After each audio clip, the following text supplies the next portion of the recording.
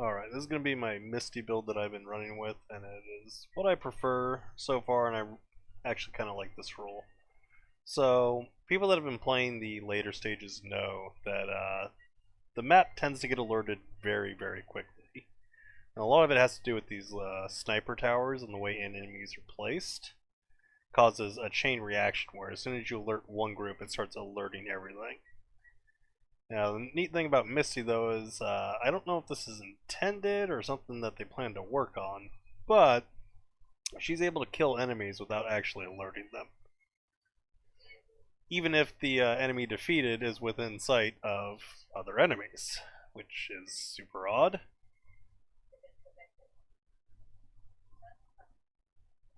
But what we can do is I'm going to send a couple of these characters away, but not Irene. Just keep Irene here for the moment.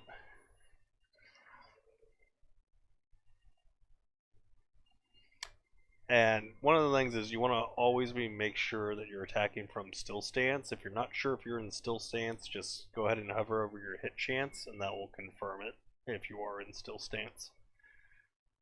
There's supposed to be some other way to tell. I think it's based on your action bar or action points. I think it's if these are glowing blue.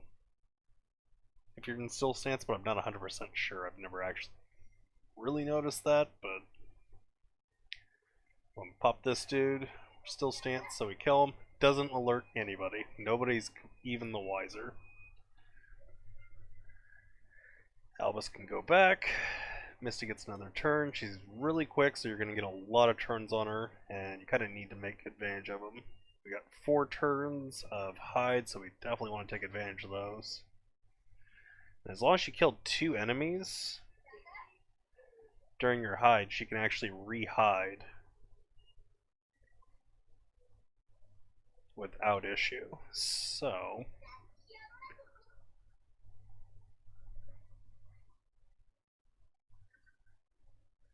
since this tower is now killed and these guys are all the way back here, they actually won't even realize that their allies are dying.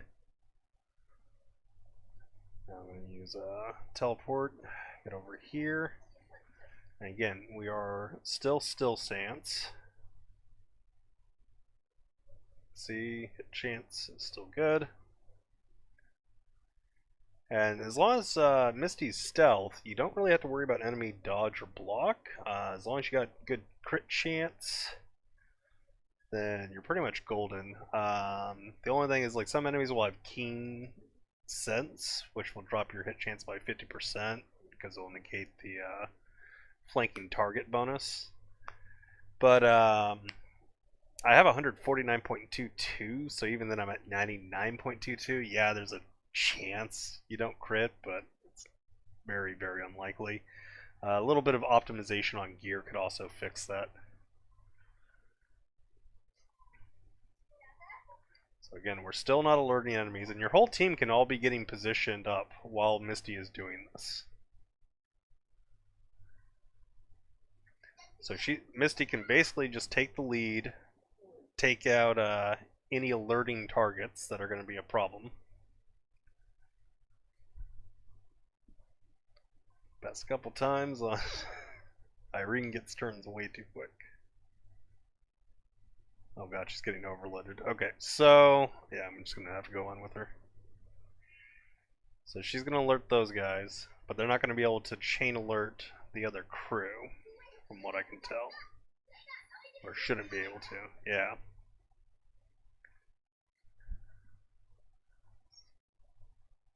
Now, normally when you would run in and aggro that first group, it would set off this tower, sets off these guys, sets off all the dudes, like it just sets everything off.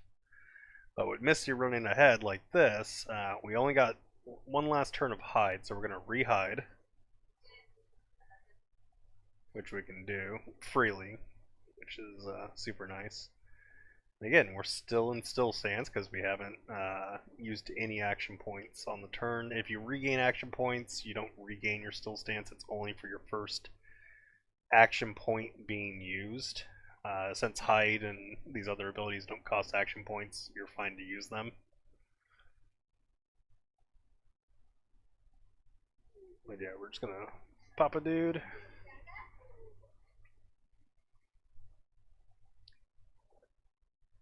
And Irene's gonna just do her solo murder everything.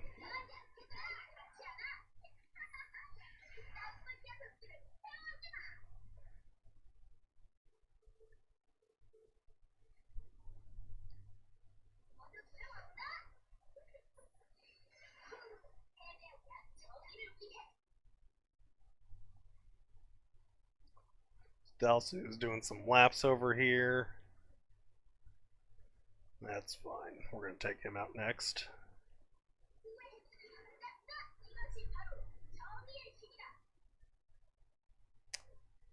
Now, you don't have enough damage on Dalsul and some of these enemies, so when you see that come up, just go ahead and turn on your Call of Water. Call of Water costs no action points, so you're not going to come out of hide or get rid of your still stance, so you're perfectly fine.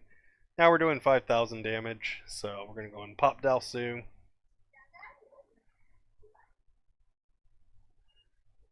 going to continue the mission.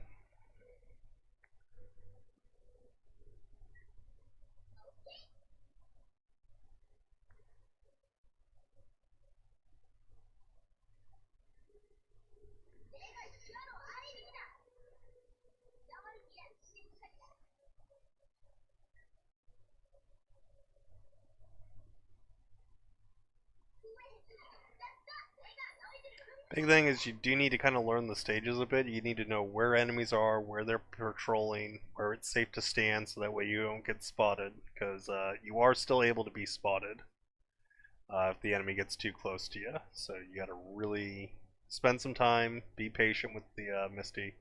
She is able to take the lead. But yeah, you do need to be careful with her still. I'm going to do a Vigor Restore just so it takes Irene some time to get a turn back up. There we go.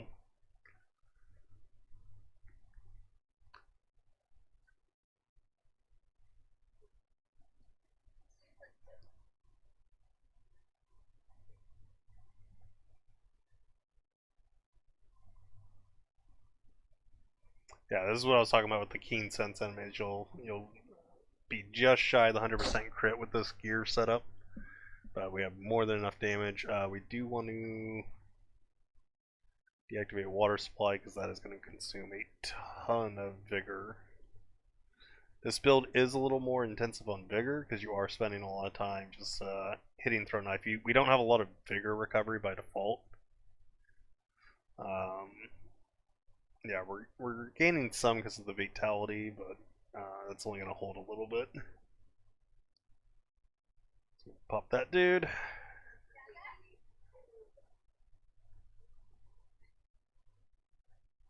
Two more turns of hide.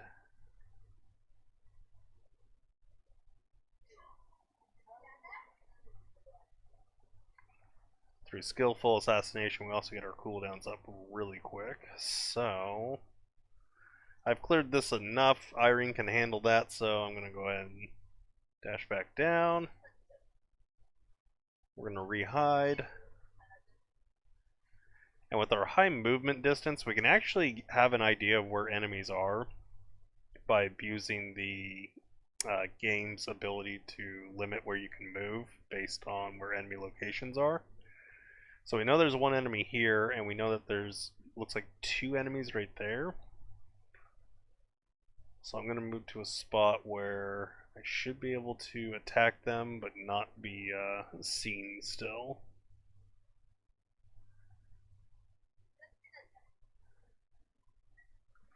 Yeah, we are no longer in still stance. Our vigor is also low, so I'm going to go ahead and pop vigor restoration. And that's where you get spotted, so you gotta be careful with where enemy placements are. Luckily, we've cleared up quite a bit of enemies that we should be able to take these dudes out. Misty is definitely in danger though, so I'm going to try to get up there if I can with Irene. So that was not a good spot to do that from with Irene. Alright, so go up the wall, and I think, yeah, we got range to jump this dude. Nice, even with fire resistance, we still blew him up. Good old magic explosion.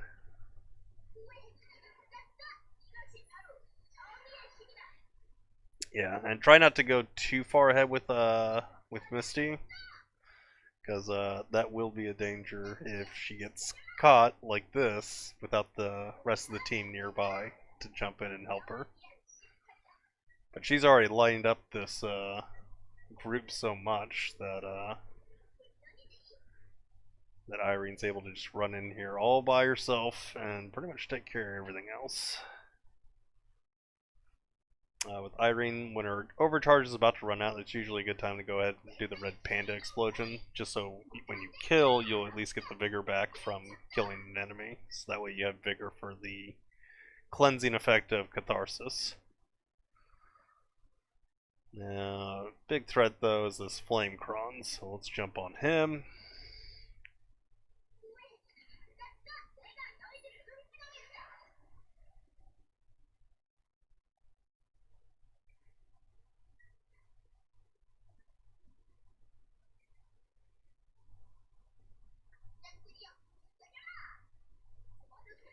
So this guy, that'll reset Firewheel Carriage, so next turn I'll Firewheel Carriage and smack up the Flamecron. Unfortunately, because I just freshly used Hide, Misty's Hide is on a really bad cooldown right now. So in this case, what you would need to do is pretty much just pass turns until she gets her passive back up. Let's see. Did put an enemy out of action while not being spotted, so that's not really gonna happen while she's like this. I'm gonna run her back a bit.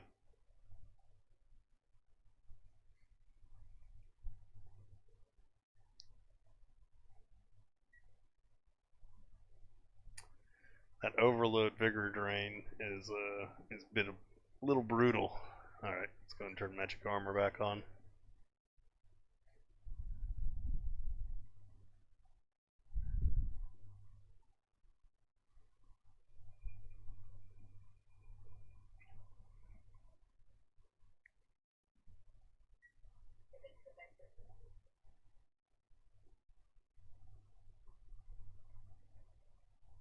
Other thing is with Misty, I could always, yeah, let's Mist Technique, Smoke Screen. We'll go back into Hide that way.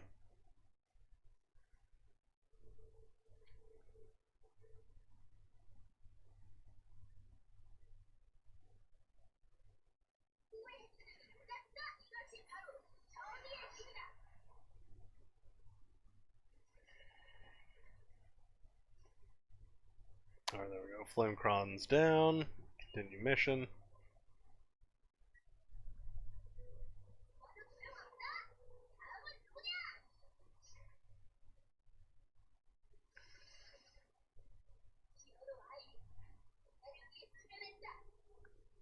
Okay, so in order to do the smokescreen thing, you do actually need to fully pass the turn while in the smokescreen, and then as soon as she gets her turn back up, she'll get her perfect preparation, and that's when she'll gain her hide. So that's one thing you do have to be careful if you're going to do it that way.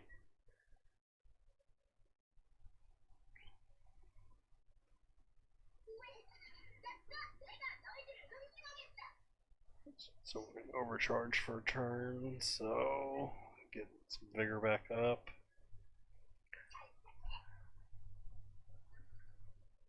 Maybe we'll get a linkage. Yeah, linkage. Let's go. Alright.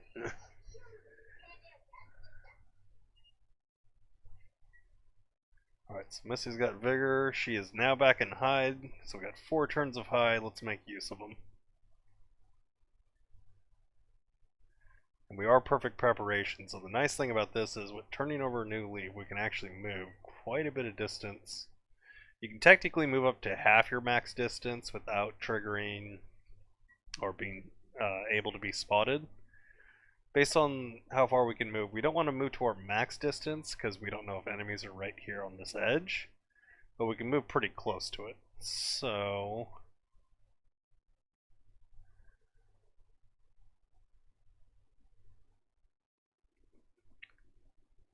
figure out where my attack range is.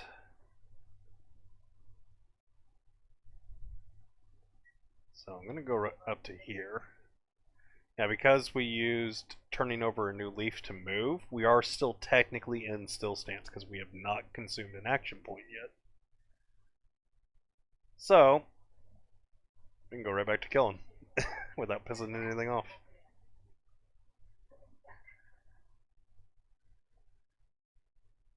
And Irene is about to overload, so I'm going to Vigor Restore to see if I can stop that from happening right away. So that's 2 dudes down. You can technically re-hide. We got three more turns. So we're not gonna undo that yet. Now once you overcharge, one of the nice things about being overcharged is you can go ahead and use Shadow Technique to go back into hide if you really need it.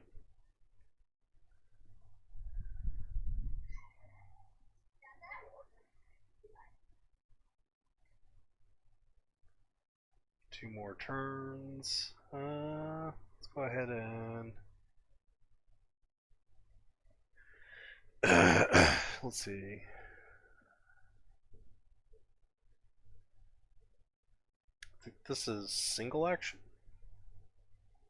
Doesn't actually tell you if it uses an action point.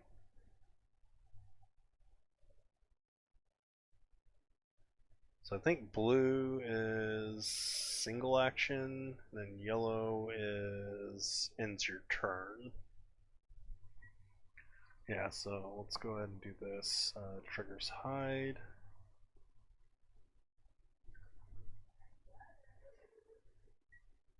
So that'll leave our hide up.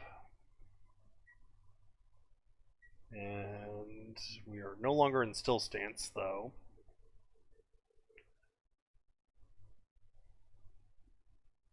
Oh, so yeah, don't do it that way. Attack first and then do it.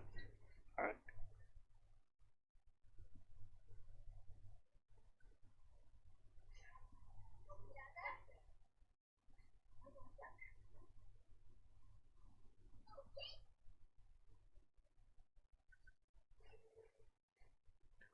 I noticed the whole rest of the map is completely oblivious to what's going on. Like, I'm pretty sure all the Destrons and everything are all just sitting there still. Nothing's been aggroed yet across the map. This party was still just standing there, just, you know, chilling out. Let's move up to here. Oh, there we go. Spotted. That's going to trigger a tower. So technically it would have been better if I had made sure Misty got up to that tower first. But I think we'll be alright.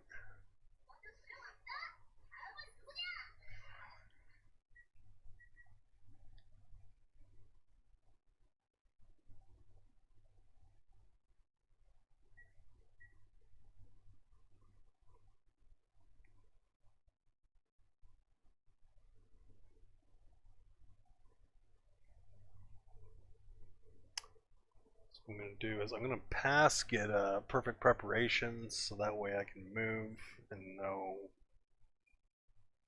where I can attack from.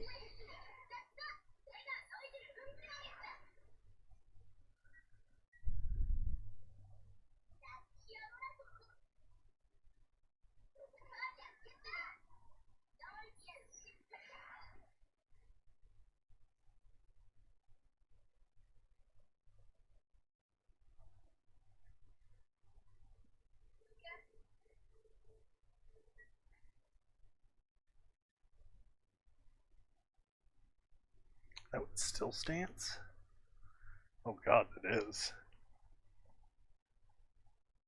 Well, we're ignoring enemy's block, but he's got a ton of cover, so our hit chance is not great. However, I may have a solution to this.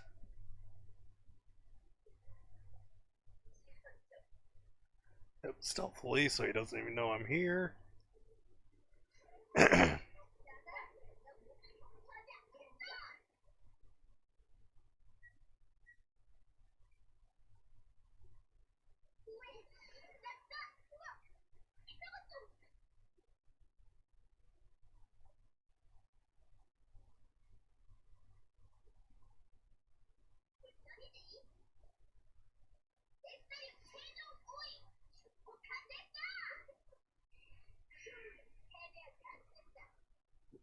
We're starting to alert everything. I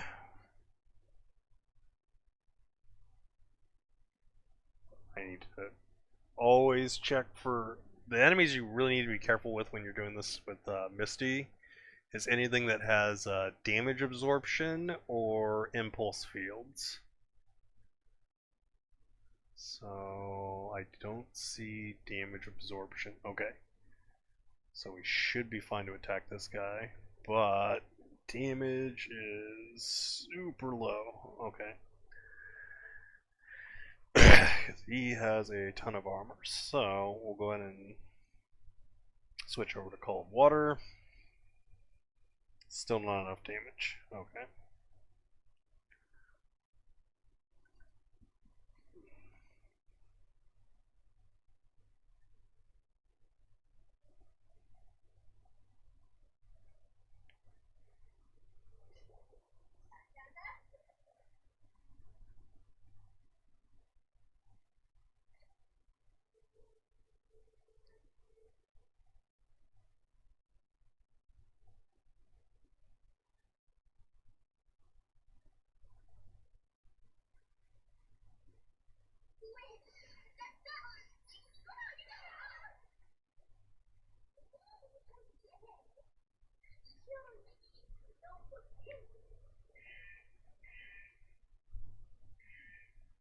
Yep, there's that chain alerting going on that you always got to be careful of. But if you take things slowly, or at least make Misty take out like the sniper towers, I think that'd be the main thing you want to take care of. So water dash. Oh, we are not in hide. Okay, that's.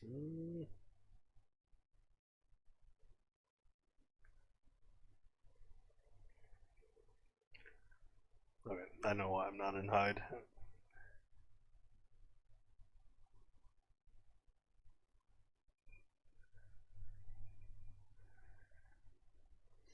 We do have containing attack, so we can at least slow some of those enemies down for Irene. Oh!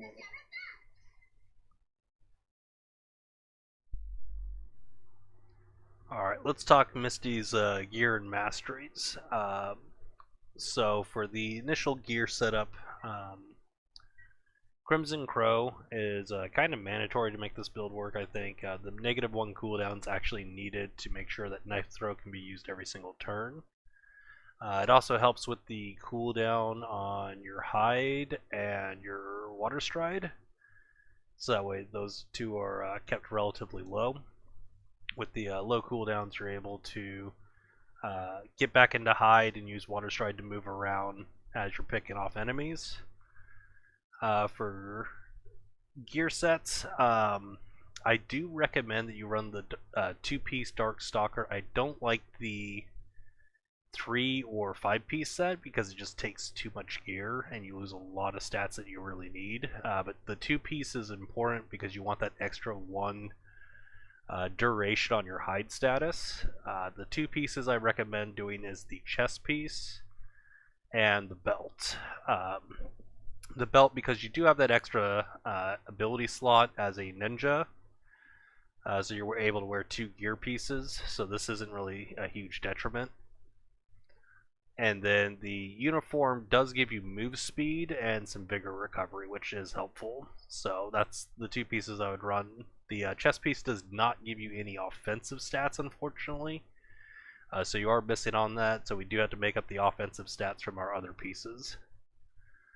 The main pieces I would recommend is a Thods bracelet. It does give you vigor recovery. You can use a Bonaparte's for extra speed, but again, our speed's already really high.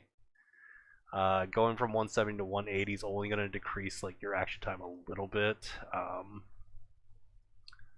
me see if I have one. Yeah, if you get a 20 speed. No, because you want the move distance still.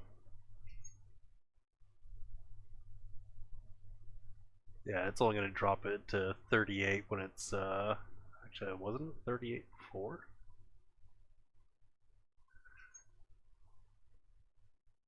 39. So you're only losing one action time by making that change. It's not really needed. Having the move distance is way more important in my opinion. So yeah, try to get an Thought Bracelet and try to get it with the Stranger suffix. This is what gives you that extra move distance. And just kind of make sure you kind of get like a pretty good hit and crit roll on it. Other than that, you should be fine. For boots, you kind of have a couple choices here. I went with the level 20 Tima's leather sneakers.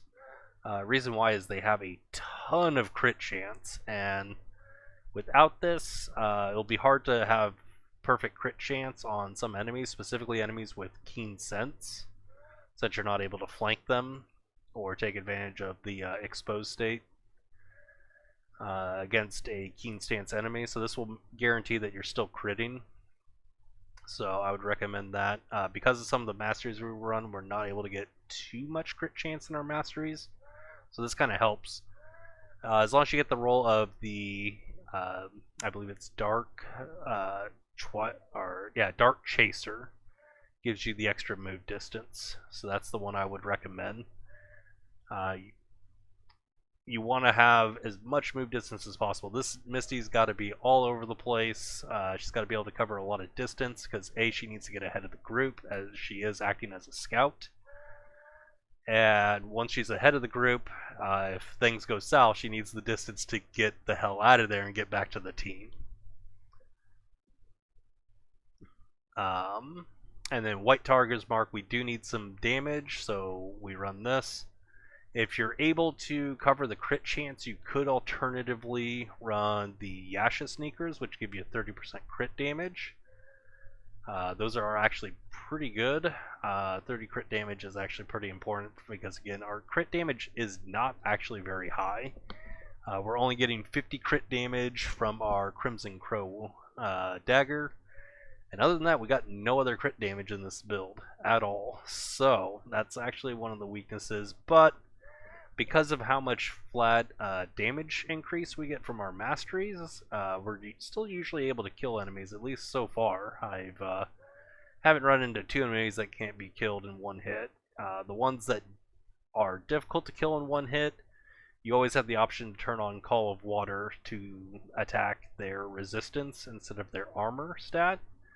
And that usually will catapult your damage high enough to pretty much blow most things up. Like, I think I do like somewhere close to like 9,000 damage to Jiaozai with Call of Water on, so that can pretty much do it.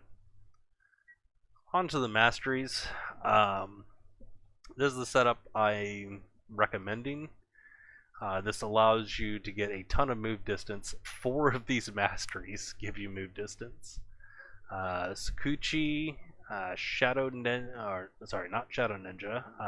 It's Shikuchi, Speedy Ninja, Seasoned Hunting Dog, and Quick Thief all give you additional move distance. And Bounding Stride is in 2 of those sets, so that's another one.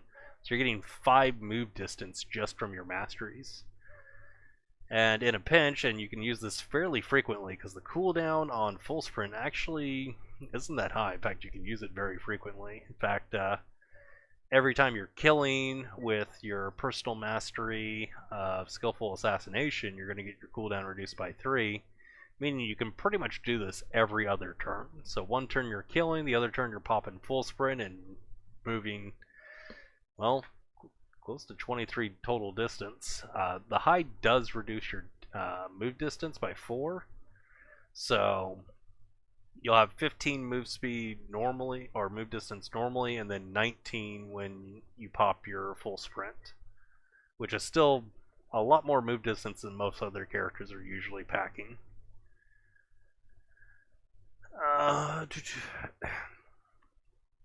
Offensively, we have Call of Water in case we need to check an enemy's resistance instead of their armor. Surprise Attack and Ambush will both increase your damage by 100% against, well, Surprise Attack always works as long as you're in hide, which if you're playing right, you should always be having this taking effect. Ambush only activates when an enemy's out of combat, but if she's scouting ahead and you're fighting against enemies that haven't actually triggered yet, you'll definitely get to abuse that for that extra 100 damage. And then your throw knife also has 100% as long as you're attacking from still stance, which you should always be doing. So, as long as you're using that still stance, you will be perfectly fine. You'll be having anywhere from 2 to 300% additional damage. So, should not have too many problems killing many enemies. The only things that are really dangerous is things that have impulse fields or damage absorption on machines. Because those enemies you cannot defeat in a single hit, and yeah, that's when you start to run into trouble. Any enemies that have responsive attacks will still fire at you. We are running lightning reflexes to cover that. It is also mandatory for Sakuchi to have lightning reflexes. I don't think it goes into any other mastery sets. But yeah, we want to run that just for defensive purposes in case something we attack does shoot back at us. That'll at least protect us from that. Opportune Strike helps with the crit chance. And then Assassin Tool Throw, this is what allows or is part of the set that allows us to use Knife Throw without losing hide. So as long as you are attacking from that still stance and in hide, and you use Knife Throw, and it's specifically only Knife Throw, your hide effect does not get removed. This allows you to pretty much just attack without impunity.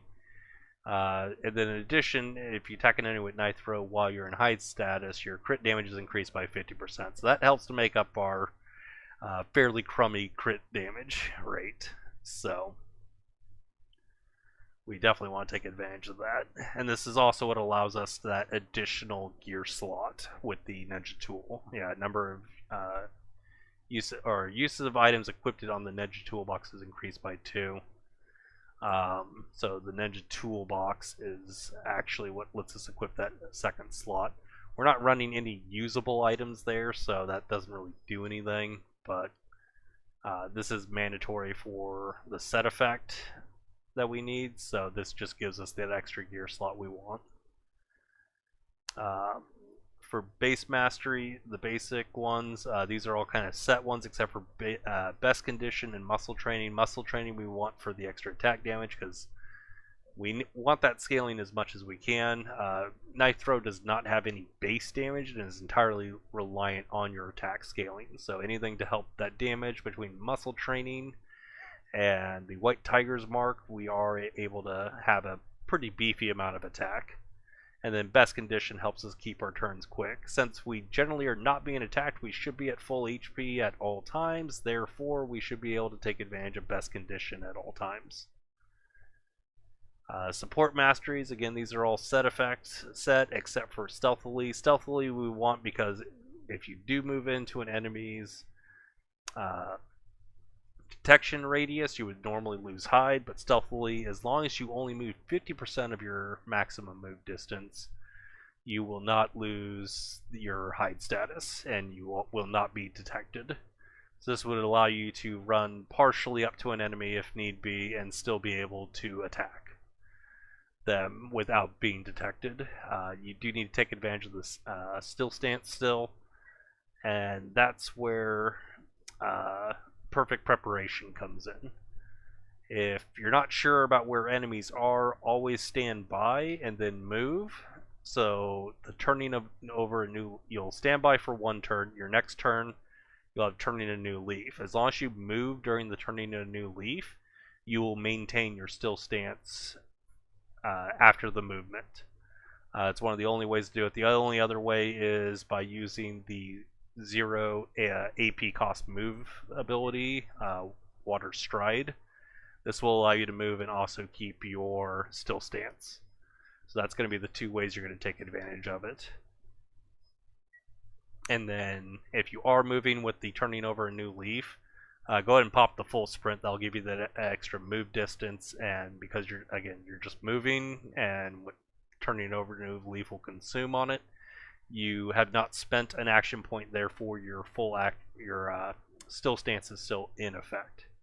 So definitely take advantage of that. I really do like this build. It plays really well. You are able to act as a scout and to soften the enemies before the rest of your team gets to them. It helps to prevent the entire map from being alerted, which is a thing that's very common in violent cases at the high levels right now. And the other interesting thing about this build is it actually doesn't use a lot of training points. Most of these are only 1 or 2 points each. The real big exceptions are Call of Water and the support ninjutsu improvement. So, other than that, yeah, you're not really using a lot of training points, so you don't really have to worry too much about using all your points currently, and you don't have to worry about like running Honesty for Seeker of Enlightenment or anything like that. So you actually get to keep a fair amount of slots and make sure to use them up without having to use them on like human masteries and stuff to increase your points or increase your max limit on different slots. So I found a lot of success with this build. I know people are still kind of learning Misty, but I think her fulfilling a role of a scout that can pick off alerting or the enemies that specifically cause the chain alerting is something that no other character can do. So I am really enjoying this addition to the team. Hopefully we get some really fun stages to do later on where I can definitely take advantage of that. But for now, this build's been pretty good. If you want to do a farming version of this build, if you want to use her to just run and kill something for farming, all you really got to do is, let's see, what mastery was it? You would drop like the hunting dog, like seasoned hunting dog, and go and drop competence. You can slot in some extra crit chance here if you need it, and then slot in some higher movement boots, and then drop hunting dog for King's Wealth, and that'll improve your drop chance, specifically on epic and legendary gear, which is usually what you're trying to farm from enemies. So Misty can actually be a really, really good farmer as well. So yeah, that's the character. Definitely recommend trying this build out. I know there's some other builds like using like water jits and stuff. This build is definitely not a caster build, so it definitely plays a little bit differently than some of the other videos we've seen out there. So this is my take on Misty. Plays pretty good. Hope you guys can enjoy this build as well, or at least some of you. I know it's not going to be for everyone because people want to play Misty as either like a chain killer or blowing enemies up with water spells and stuff, and those are all cool and everything, but having a character who can actually just be a scout and basically prevent the entire map from being alerted is, again, something very few characters are even close to being able to do, and Misty can actually do it pretty much perfectly. I don't think there's any setup they could make on other characters that could do what Misty does with this build. So, enjoy, and God bless.